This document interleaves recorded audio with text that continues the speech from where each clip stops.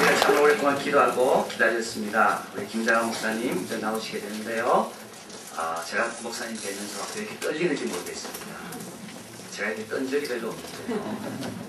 그래도 생각합니다. 예수님 만나면 얼마나 떨릴까. 참 귀한 분을 하나님께서 보내주셨습니다. 1973년 빌리그레암 목사 한국 전도대회에서 통역을 하셔서 정말 한국 온 교인들에게 큰 자랑과 긍지를 심어주신 귀한 목사님이십니다. 1960년대, 60년입니다. 그때 목회를 시작하셔서 작년 연말까지 45년 동안 수원중앙침례교회를 담임하셨습니다. 극동방송국을 사장으로 취임하셔서 또 지금까지 이제 50주년 행사를 앞두고 있는데요. 한국교회 오직 복음이라는 그런 방송으로 통한 하나님의 영광과 전도 사역을 정말 심지가 경고하게 타협하지 않고 해오시는 귀한 목사님이십니다. 2000년에서 2005년까지 세계 침례교 연맹 총재로 당선되셔서 아시아인으로 처음으로 전 1억 한국 천 정도 되는 침례교인들을 그들의 방향과 그들의 정책을 또 정하시고 리더십을 발휘하신 참 귀한 목사님이십니다. 목사님 책에 보니까 이런 말이 나옵니다. 목사님이 미국 가겠다는 그 아들에게 어머니가 죽으면 가거라. 이때가 1950몇 년, 51년입니다. 그때 목사님은 죽으면이라는 걸 듣지 않고 가거라 이 말만 듣고 가셨다고 그랬습니다. 그리고 또 다시 어려운 한국 땅에 오셔서 지금까지 하나님을 위해서 귀하게 쓰임받는 종입니다. 우리 나오실 때 할렐루야 크게 한번 하시겠습니다. 나오시겠습니다. 할렐루야. 신 목사님을 제가 세 번째 지금 뵙는 겁니다. 기저귀 찰 때 한번 봤고요. 또 미국에서 박사학위 할 때 제가 미국 집회 갔을 때 한번 뵙고 오늘 또 이렇게 뵙게 되니까 참 감개가 무량합니다. 사람은 다 살면서 트레이드 마크가 있죠. 우리 신 목사님 선친되시는 분은 애국자라고 하는 트레이드 마크가 있어요. 참 나라를 그분만큼 사랑하는 분도 찾아보기가 드물 정도로. 또 어머니 되시는 분 여기 오셨는데 제가 평상시에 존경하면서 참 형편없는 학교를 세계 굴지의 여학교로 세워놓으신 장본인입니다.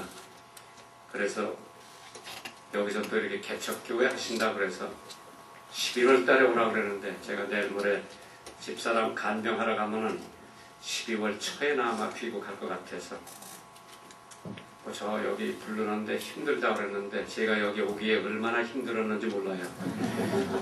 꼭 11월 달에 오라고 그랬는데 내가 좀 땡겨가면 안 되겠냐. 그래가지고 오늘 여러분들을 뵙게 돼서 정말 감사합니다. 하나님의 영광, 우리들의 기쁨, 앞으로 이한 교회가 세계에서 가장 하나님 사랑하는 교회, 하나님 뜻에 순종하는 교회가 되기를 주님의 이름으로 축원합니다. 아멘. 영국의 유명한 작가가 이러한 말을 했습니다. 인간은 알든지 모르든지 5가지 감옥에 갇혀서 산다. 첫째 감옥은 사랑의 감옥에 갇혀서 사는 사람들이 많다고 했습니다. 이기적인 사람, 나 하나만 잘 먹고 나 하나만 잘 되고 우리 애들만 잘 되면 그만이지 남이 어떻게 살든 말든 이기적인 사랑의 감옥에서 갇혀 사는 사람들이 흔히 있다고 합니다. 행여나 오늘 여러분들이 그러한 감옥에 갇혀서 안 되면은 하나님의 성령을 통해서 말씀을 통해서 그 감옥에서 해방되면서 주님께서 가르쳐주신 하나님 사랑, 내 이웃 사랑, 거기에 여러분의 인생을 걸기를 주님의 이름으로 축원합니다. 두 번째로 근심의 감옥에서 사는 사람들이 많이 있다고 합니다.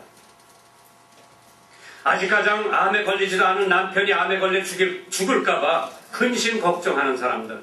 이제 막 돌밖에 안 됐는데 걔가 서울대학에 갈 수 있을까 없을까 근심하며 사는 엄마들이 얼마나 많은지 모르다고 합니다. 그러한 근심의 감옥에 갇혀서 사는 사람들은 오늘로서 근심의 감옥에서 해방되기를 주님의 이름으로 축원합니다. 두 번째로 향수의 감옥에서 갇혀 사는 사람들이 많이 있다고 합니다.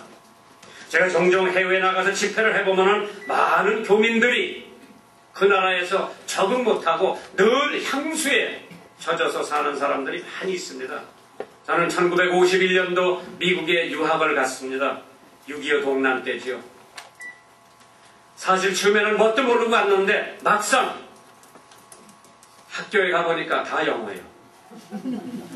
그때 제가 미군 부대에서 알던 영어는 할로, 오케이, 프리센트, 찹찹 이 정도 알고 미국을 갔는데 모든 게 다 영어예요. 그러니까 못 따라가니까 뭐 집 생각밖에 나는 거 없죠. 내가 괜히 왔구나.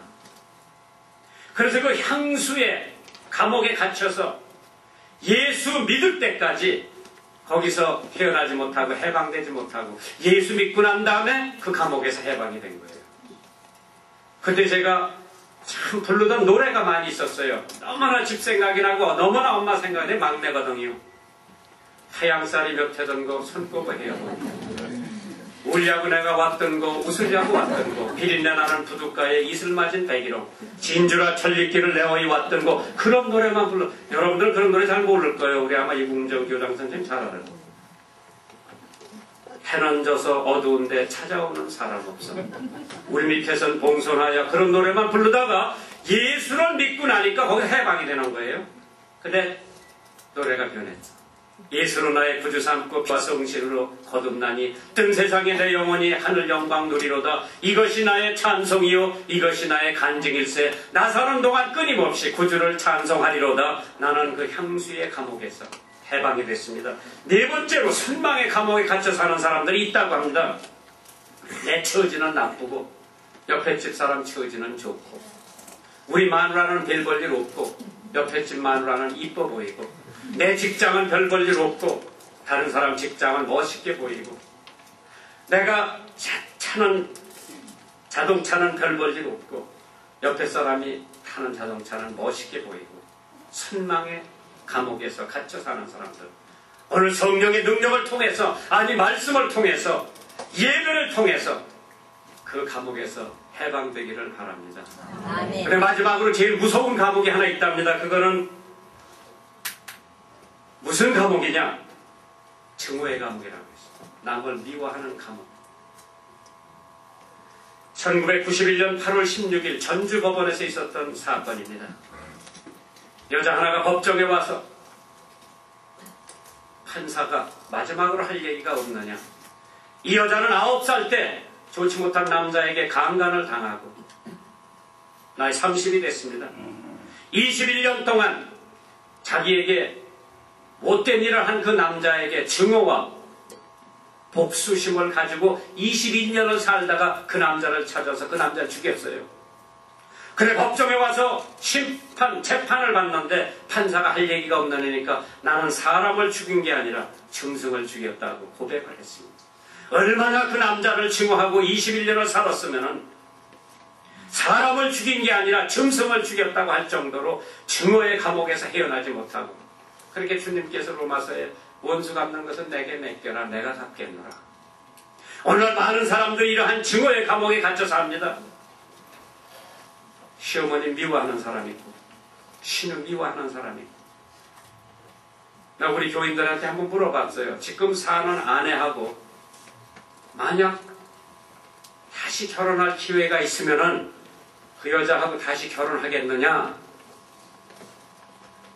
손들어 보내니까 우리 교인들은 솔직해요. 손드는 사람들이 없어요.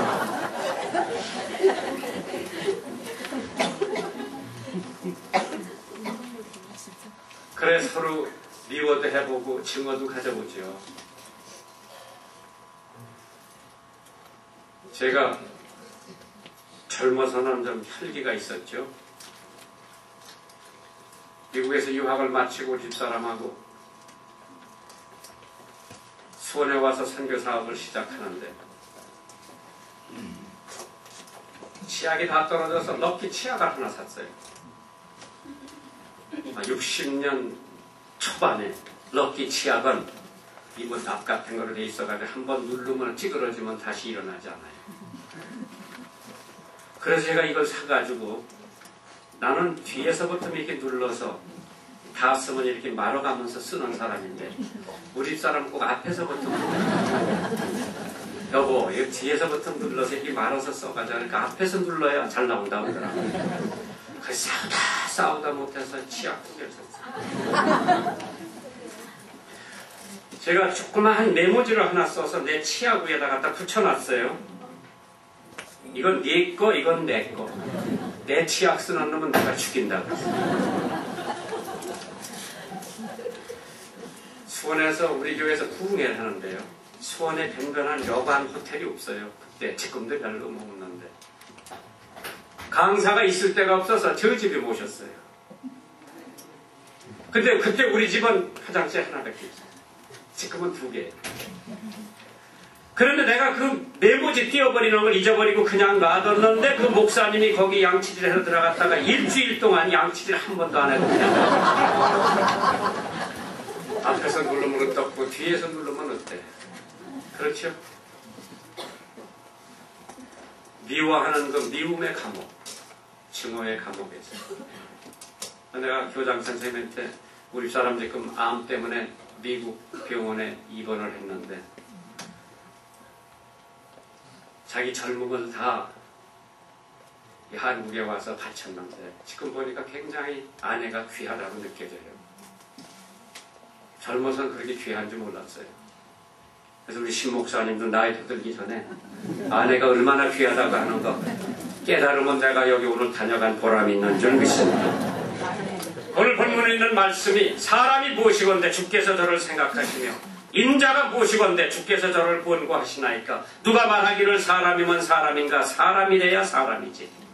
오늘날 60억이 이 세상에 살고 있지만은 그 중에서 아니 그 사람들은 제쳐놓고 오늘 1200만 성도가 이 땅에 살고 있는데 그 1200만 성도 중에서 사람 됨됨이 된 사람이 몇 사람이나 돼.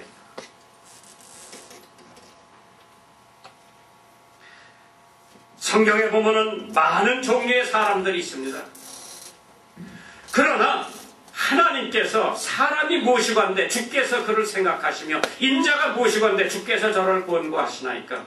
사람다워야 사람이지. 사람답지 못하다고 할 것 같으면 사람이라고 할 수가 없습니다. 그래서 오늘 여러 가지로 생각을 해봤습니다만은 누가 하나님이 원하는 사람이, 누가 이 조국이 부르는 사람이, 누가 이 이한교회가 필요한 사람인가? 첫째로 감사할 줄 아는 사람이 하나님이 찾고 계신 사람이요, 이 조국이 부르고 있는 사람이고 이 교회가 요구하는 사람인 줄 믿으시면 아멘 하시기 바랍니다. 데살로니가 전서 5장 17절에 범사에 감사하라. 이는 그리스도 예수 안에서 너희를 향하신 하나님의 뜻이라고 했습니다.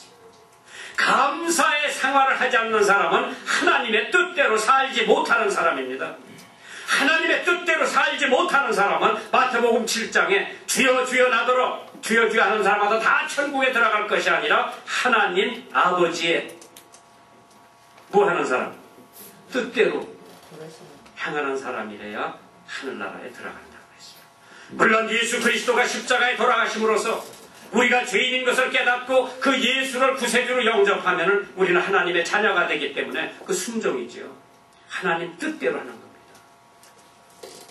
그래서 누구든지 감사할 줄 모르는 사람은 하나님의 뜻대로 살지 못하는 사람입니다. 성경에 보니까 여호와께 감사하며 할렐루야 여호와께 감사하라. 그는 선하시며 그 인자하심이 영원하미로다. 시편 100편 4절에 감사함으로 그 문에 들어가며 찬송함으로 그 궁전에 들어가 그에게 감사하며 그 이름을 송축할지어다. 아멘. 남편이 암에 걸려 사경이 하면다 하더라도 감사할 줄 아는 그 사람, 하나님의 뜻대로 사는 사람입니다. 미국 얘기를 해서 안 됐습니다만은 13살 먹은 아이가 자기 엄마한테 용돈을 좀 달라고 하니까 엄마가 용돈을 안 줍니다. 용돈 안 주는 거는 뭐 한국 엄마나 미국 엄마나 비슷비슷하더라고요. 우리 사람한테 애들이 용돈 달라고 그러면 너희 아버지 들어달라고. 근데 하루는 신문 배달하던 아이가 신문을 배달하고 자기 엄마한테 청구서를 디미내니까 엄마가 뭐 두말하지 않고 청구서에서 돈을 지불해 주시고, 우유 배달하던 아저씨가 한 달 동안 우유를 배달하고 청구서를 디미니까 엄마가 두말하지 않고 청구서에 돈을 지불해 주시고, 13살 먹은 아들이 옳지나도 엄마한테 용돈 얻어 쓰려면 청구서를 내놔야 하나보다 해가지고 자기 방에 들어가서 깨끗하게 청구서를 엄마가 나한테 빚진 돈을 청구합니다. 아버지 구두 닦고 놓을까 10전, 자동차 세차 해놓을까 50전, 잔디풀 깎고 놓을까 50전, 동생 3번 봐준 값은 한 30전, 화단에 물 준 값 20전, 뭐 등등 해가지고 합계 $2 10전이라고 하는 청구서를 주희 엄마한테 한번 뒤밀어 봤어요. 우리나라 엄마 같으면 이놈 새끼 처먹고 할 게 뭐냐고 개통되게 나오죠. 개인의 인격을 존중하는 나라의 엄마 소리를 한참 들여다보더니 아무 말씀 안 하더니 앞치마 주머니에다 집어넣더니 아버지가 회사에서 돌아오니까 저녁상을 받았어요. 저녁상을 받았는데 아들 접시 밑에 뭐 종이 조각이 하나 있어. 이게 뭔가 하고 들여다보니까 이번에는 엄마가 아들한테 청구서를 하나 써서 아들 접시 밑에 갖다 놨는데 뭐라고 썼나 보니까 네가 나한테 빚진 돈을 청구한다. 집 사용료 무료. 어렸을 때 헌역했을 때 간호해줄까 무료. 어렸을 때 기저귀 빨아내줄까 무료. 학교 다닐 때 도시락 싸줄까 무료. 뭐 쭉 해가지고 합계 무료라고 하는 청구서가 아들 접시 밑에 있어서 얘가 한참 들여다보더니 그래도 양심이 콩알 만큼 있었던지 밥 먹지 못하고 훌쩍훌쩍 울면서 자기 방을 가요.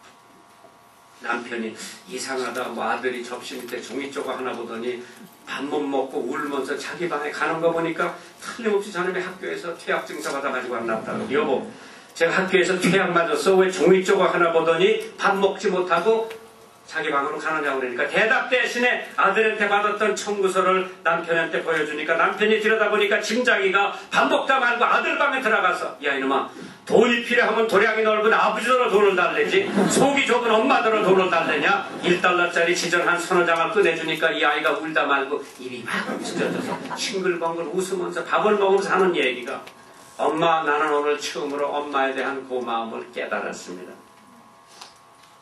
13살 먹은 아들이 부모에 대한 고마움을 깨달았다고 했으니 사람 됐습니다. 사람이면 사람인가 사람이래야 사람이지 감사할 줄 아는 사람이다. 범사에 감사하라. 범사라고 하는 것은 모든 일에 감사하라는 얘기입니다. 추워도 감사하고 더워도 감사하고 아파도 감사하고 건강해도 감사하고 남편이 퇴직을 해도 감사하고 승진을 해도 감사하고 범사에 감사하라. 이것이 너희를 행하신 하나님의 뜻이라고 그랬습니다. 왜? 감사할 줄 아는 사람 마음에서 용서와 관용과 아량이 생기는 법입니다. 오늘 우리 사회가 용서와 관용과 아량에 대해서 얼마나 인색한지 몰라요. 검찰총장이 내정이 됐습니다. 그날 축하 전화를 해줬어요. 축하 전화 해준 게 아니라 바쁠 테니까 내가 그냥 축전만 하나 보냈어요. 검찰총장에 내정된 것을 축하한다. 성경구절 하나. 예수 안 믿는 사람이에요. 나 전도하기 위해서 성경구절 하나 써서 보냈어요. 전화가 왔어요. 내가 그랬어요. 내가 검찰총장 된 거 이상으로 참 기쁩니다. 내가 언제 한번 성경 봐주고 기도해 줄 테니까 기회를 좀 주십시오. 그런데 그날 저녁에 뉴스 틀어보니까 20년 전에 1086년인가 뭐 85년에 강릉에 자기 아버지를 위해서 뭐 조그마한 전원주택 하나 지려고 뭐 130평인가 150평인가 뭐 땅을 샀는데 그게 문제가 된 거예요. 아니 20년 전에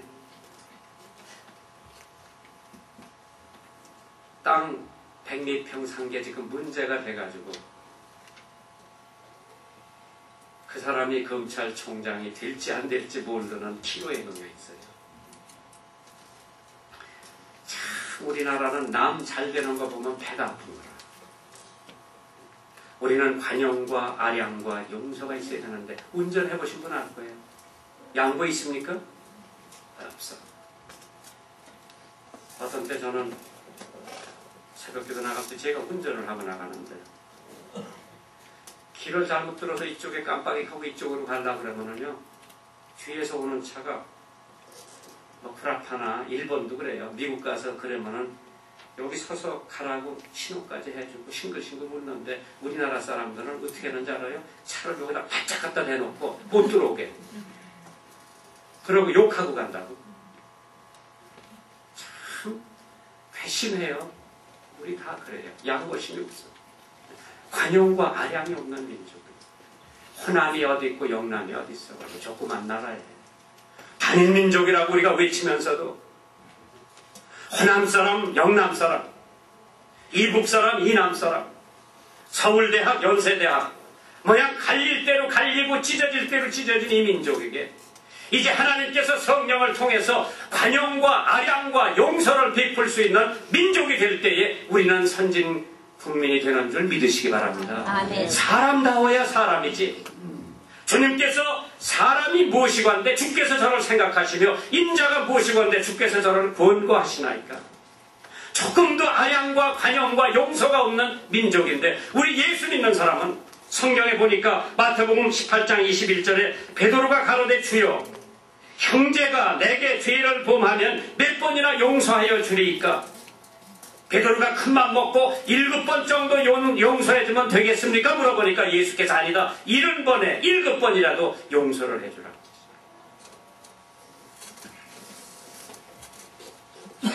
누가 누구에게 혐의가 있거든 서로 용납하여 피차 용서하되 주께서 너희를 용서하신 것과 같이 너희도 용서하라고 했습니다. 마태복음 5장 23절에 예물을 제단에 드리다가 거기서 형제에게 원망을 들을 만한 일이 있는 줄 생각나거든 예물을 제단 앞에 두고 먼저 가서 용서를 빌고 화해하라고 그 다음에 와서 예물을 드리라고 했습니다. 미워하는 사람 있습니까? 아직 용서 못한 사람 있습니까? 용서해 주세요. 관용을 베푸세요. 그래야 우리가 주기도 할 때 내가 내게 죄진 자를 용서해 준 것 같이 하나님 앞에 우리가 용서를 구하잖아요. 그럼 내가 용서지금 못해준 사람이 있는데 하나님께 용서받으려고 하는 그 심보, 그 마음 상태를 의심해보지 않을 수가 없습니다. 우리나라에 참 훌륭한 목사님들이 많이 계셨죠. 이미 고인들도 계시고 지금 현재 계신 분들도 참 훌륭한 목사님들 많이 계십니다. 이러한 분들이 영어권에만 태어났다면 나는 노벨상도 받을 수 있고 뭐 템플턴상도 받을 수 있는 분들인데 불행하게 한국권에 태어나다 보니까 세계에 알려지질 않았지. 1948년 10월 19일 여수 순천 반란 사건 때 순천에 있는 공산당 청년들이 손양한 목사님 두 아들 동인과 동신을 예수 믿는다고 총살했다. 장례식을 합니다. 아버지 손 목사님 장례식에 참석을 합니다. 올라오셔서 인사 부탁을 하니까 손 목사님 등단하셔서 자기 두 아들 장례식에 이렇게 인사를 했다고 합니다. 첫째, 저 같은 죄인의 혈통에서 순교 자식을 낳게 하시니 하나님 감사합니다. 둘째, 허다 많은 성도 중에 어찌 이런 보배를 제게 맡겨주셨는지 하나님 감사합니다. 셋째, 삼남 삼녀 중 가장 아름다운 장남과 차남을 하나님 앞에 바치게 됨을 감사합니다. 넷째, 하나의 아들의 순교도 귀중하다 하거든 하물며 두 아들 순교함을 감사합니다. 다섯째, 예수 믿다 와서 종신하는 것도 큰 축복이거든 하물며 전도하다 총살 순교함을 감사합니다. 여섯 번째, 미국 가려고 준비했던 내 아들들이 천국에 갔으니 제 마음 안심되어 감사합니다. 일곱 번째, 아들의 원수를 내 아들 삼게 할 수 있는 사랑의 마음 주심을 감사합니다. 여덟 번째, 두 아들의 순교로 많은 천국에 아들이 생길 것을 감사합니다. 아홉 번째에 역경 가운데에 신혜와 기쁜 마음 주심을 감사합니다. 열 번째, 끝으로 저에게 분수에 넘치는 과분한 복 주심을 감사합니다. 그러고 자리로 돌아가셨다고 합니다. 아들의 장례식에 10가지로 하나님 앞에 감사할 수 있는 그 마음, 하나님께서 찾고 계시고 이 교회에서 요구하고 있는 줄 믿으시기를 주님의 이름으로 축원합니다. 아멘. 왜? 감사할 줄 아는 사람 마음에서 아량과 관용과 용서가 생기기 때문입니다. 어떤 아이가 할머니한테 공세청을 크리스마스 때 선물로 받았는데 아파트에 살기 때문에 유리창 깰까봐 엄마가 압수해서 장롱에 집어넣고 잠가버렸습니다. 여름방학이 되니까 외할머니가 외갓집에 누이 동생하고 놀러 오라고. 그래서 엄마더러 고무세청을 달라고 합니다. 왜? 외갓집에는 과수원이기 때문에 유리창 깰 우려가 없기 때문에 엄마가 고무세청을 줍니다. 얘를 방학 숙제 책가방을 가지고 남매가 외갓집에 갑니다.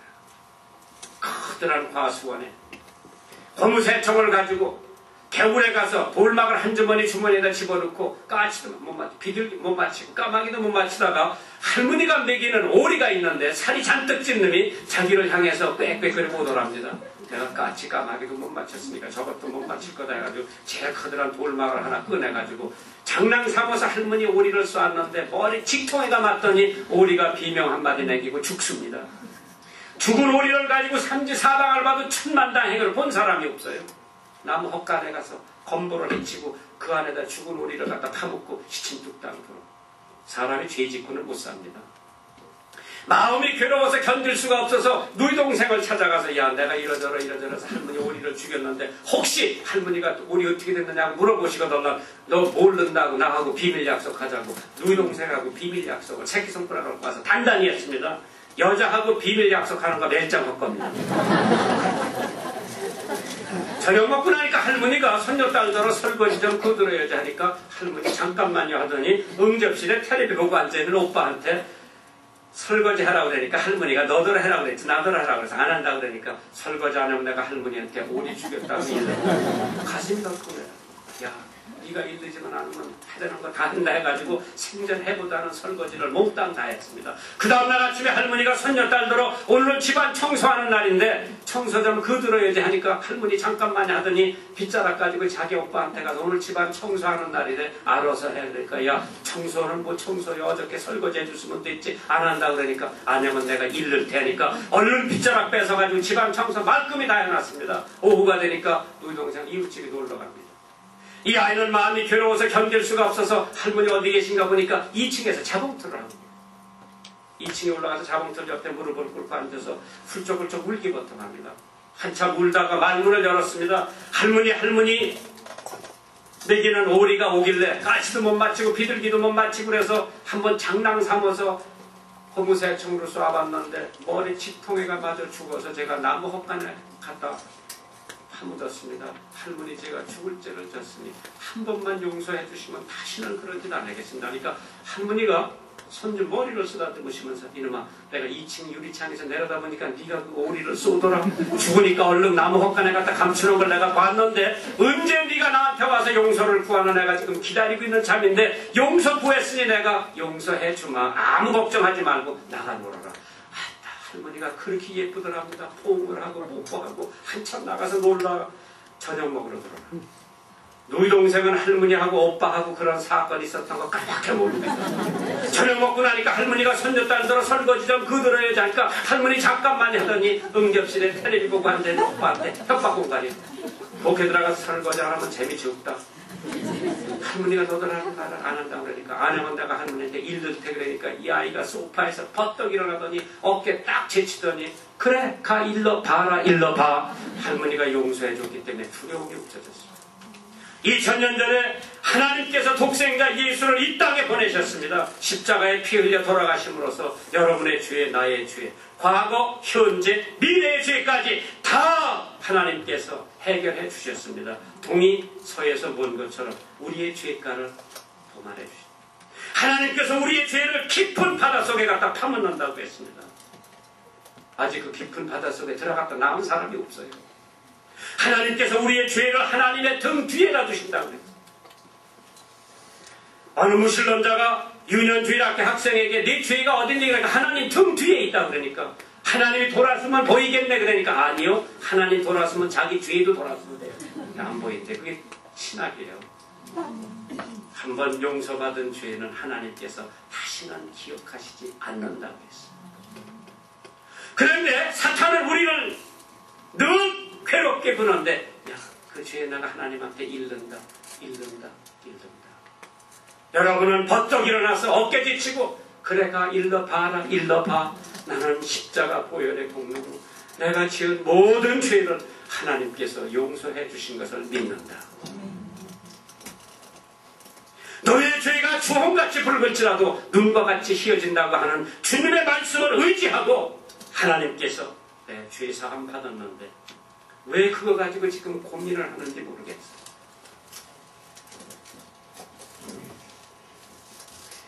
어거스틴이 이런 얘기를 했습니다. 음행한 아내라도 용서하지 못하면 그 신앙은 한 푼의 가치도 없다고 했습니다. 하나님께서 용서해 주신 그 용서의 대가를 우리들이 받았다는 거예요. 그래 신 목사님 개척하셨으니까 나는 뭐 한 교회에서만 한 45년 사역을 해봤는데 초신자들이 절대 교회 문제 안 일으킵니다. 누가 교회 문제 일으키는 거 하니? 어른이든 장로님, 권사님들이 문제 일으키다. 이런 이 교회에 그런 사람 없을 거라고 생각이 되어집니다만은 보니까 초신자들, 새로 교회 들어온 사람들, 새로 예수 믿는 사람들 교회 문제 안 일으켜요. 왜? 첫째로 모든 게 신기하고 모든 게 고맙고 감사한데 우리 오래 믿은 우리들은 자기 의견하고 맞지 않거나 한 번은 제가 이제 미국에서 오니까 6.25 때 지어놓은 예배당이 그때 건축 자재도 없으니까 이렇게 쓰러져 가더라고요. 기분. 그래서 기둥을 우리가 가시나무를 잘라가지고 4군데 뻗팅겨 놨는데 어떤 집에 전도를 하러 갔는데 제가 예수 믿으면 은혜 받고 뭐 우리 하나님은 부자고 뭐 우리 하나님은 우리의 필요한 것을 다 채워주신 거 다 전도했는데 그 영감이 나더러 김 목사 당신 지금 한 얘기 믿느냐 그러더라고. 아 믿다마다요. 그러니까 내가 와서 전도하지 하니까 당신 교회 지나가다 보니까 기둥을 뻗팅겨놔서 실어주지 말라고. 당신 하나님이 그렇게 가난한데 난 그런 가난한 하나님 안 믿는다 그러더라고. 할 얘기가 없어요. 집에 돌아와서 하나님 앞에 서약을 합니다. 내가 예배당 짓기 전에는 내가 절대 신방 안 간다고 했어요. 다음 주일날 딱 교회 설교하기 전에 우리 교회 건축한다고 발표를 해버렸어요. 사실 목회 경험이 적어서 그런 거예요. 건축위원 소집해야죠. 재정위원 소집해야죠. 재직회 소집해야죠. 교회당 짓는다고. 그 다음에 사무 처리해서 교인들 동의를 받아야죠. 근데 나는 경험이 적으니까 그냥 발표를 해버렸어. 수석 집사가 예배 마치고 딱 나 만나더니 누구하고 의논을 했느냐 그래요. 생각나는 게 있어야지 하나님하고 의논을 했다. 이 집사가 화가 나서 다른 집사 두 사람들이 나가서 자기가 뭐 개척교회도 나가서 하더라고. 뭐 할 수 없지. 마음은 아프지만 어떻게. 일주일 동안 금식 기도하고 그 다음 주일날 건축 궁금을 했어요. 지금은 뭐 그때는 뭐 이게 잠자리 채처럼 그렇지 기대란 거 이렇게 돌아다니는데 돈이 얼마 들었는지 모르지만 내가 그때 기억나는 거는 여자들이 그때 60년 초반에 우리나라가 얼마나 가난했는지 몰라요. 들 돈이 없으니까 자기가 결혼할 때 끼고 왔던 금반지 21개를 넣어놨더라고. 남자들 줄 게 없으니까 손목시계 11개를 갖다 넣어놨더라고. 그래서 하나님의 뜻이다. 그 예배당 헐고 예쁘게 벽돌고 예배당 지니까 2년도 못 돼서 그 교회가 차고 넘치더라고요. 나는 그 집사님이 나가서 다시는 우리 교회 안 돌아왔지만 또 그가 나가서 시작한 교회도 지금 문 닫았지? 안 닫았어. 가난한 집사예요. 그 집사님 내가 집을 하나 사드렸어. 돌아가셨어요. 딸 사위가 와서 목사님 장례 예배 좀 인도해 주십시오. 우리 교회에서 장례 예배 해드렸어. 옛날 같으면은요 안 해요 제가. 왜? 그때 집사 뭐 한 연합원밖에 안 되는데 3사람이 나갔는데 우리 교회가 타격이 크지요. 지금 한평생을 살다 보니까 그 양반이 자기하고 의논 안 했다고 오죽했으면은 집사 2사람 데리고 나갔나. 그래서 돌아가실 때도 내 손에 의해서 장례식해서 보내드렸어요. 너무 누구하고 오해가 있거나 누구하고 말다툼을 했으면 빨리 화해하십시오. 하나님하고도 빨리 화해하세요. 그게 하나님의 뜻이야. 괜히 오래 붙들고 있을 필요가 없어. 왜? 제가 70평생 저러다 보니까 인생이 너무 빨라요. 젊은 사람들은 지금 뭐 시간이 안 가서 죽을 지경이지. 내 나이 돼 보세요. 일주일이 한 달이 그냥 훅훅훅 날아가는 거예요. 그랬을 때 내가 왜 집사람한테 좀 잘해주지 못했나? 왜 너 그렇게 해주지 못했나? 왜 교인들을 더 감싸주지 못했나? 옛날에는요, 누가 암 걸렸다 그럴 때 그냥 스쳐갔는데 지금은 누가 암 걸렸다 그러면 내가 귀가 번쩍 든다고. 참 사람이 간사해. 그래서 엊그제 우리 교회 암 걸린 환자 다 나오라고 그랬어. 37명이 나오더라고. 한 사람한테 다 감사해줬어. 왜? 우리 마누라가 암에 걸리니까 이 암 걸린 사람들 다 우리 마누라 같이 보이더라고. 그게 인생이에요. 나보다 좀 못한 사람, 나보다 좀 잘난 사람, 시기 질투는 뒤에 두고 이제 하나님 앞에 매달리십시오. 기도하십시오.